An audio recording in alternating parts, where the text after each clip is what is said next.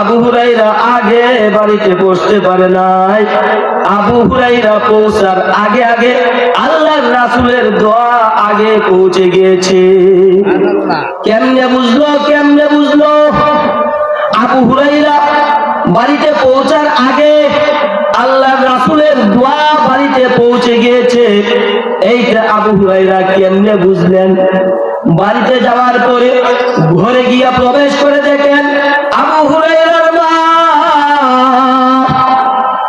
আজকে গোসল করিয়া পাক পবিত্র হইয়া, আবু হুরায়রার মা আজকে গোসল করিয়া পাক পবিত্র হইয়া সন্তানের অপেক্ষায় বসে রয়েছে, সন্তানের অপেক্ষায়।